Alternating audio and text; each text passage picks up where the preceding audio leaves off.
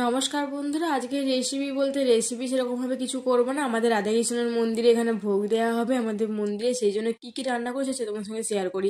প্রথমে কড়ার মধ্যে তেল দিয়ে আমি এখানে চাটনিটাকে বসিয়ে নিয়েছি। চাটনি যেরকম সবাই করে আমিও করছি। এখানে 5 ফোড়ন, শুকনো লঙ্কা ফোড়ন দিয়ে জাস্ট অল্প করে জল দিয়ে কাজু কিশমিশ দিয়ে চাটনিটা প্রায় হয়ে গেছে। বেগুনের মধ্যে নুন হলুদ চিনি মাখিয়ে নিলাম, তারপর বেগুনগুলোকে লাল লাল করে এবারে আমি সরষে তেলে ভেজে নিয়েছি।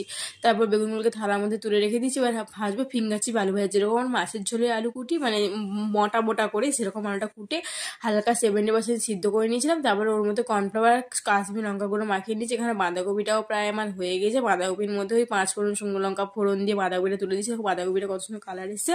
এবারে যে আমি কফির মধ্যে লবণ হলুদ মাখিয়ে রেখেছিলাম সেটাকে লাল লাল করে ভেজে নিয়েছি। আলুটা ভেজে নিয়েছি, বিনসটা ভেজে নিয়েছি। এখানে খিচুড়ির জন্য সব কিছু জোগাড় করে নিয়েছি।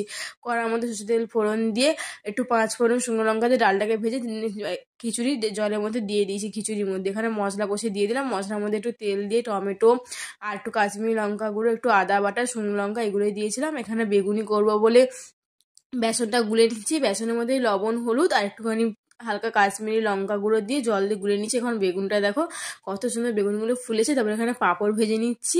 পাঁপড় ভাজা বেগুনি আমার সবই হয়ে গেছে। ওখানে যেহেতু লোকজন আসা শুরু করে দিয়েছে তাই জন্য এখানে স্যালাডটা আমি কেটে নিলাম। এখানে ভোগটা দিয়েছিলাম সেটা হচ্ছে খিচুড়ি বেগুনি কপি চচ্চড়ি তারপরে আর পাঁপড় ভাজা চাটনি। এগুলো আমাদের মন্দিরটা দেখো কত সুন্দর, মন্দিরটা এখানে মা সাজিয়েছিল। এবারে ওকে আমি দিলাম যে তুই টেস্ট করে বলতো কেমন হয়েছে ভোগটা। ঠাকুরের ভোগ সবসময় ভালো হয়, ও তো বলো। টাটা, সবাই চ্যানেলটিকে লাইক করে দিও।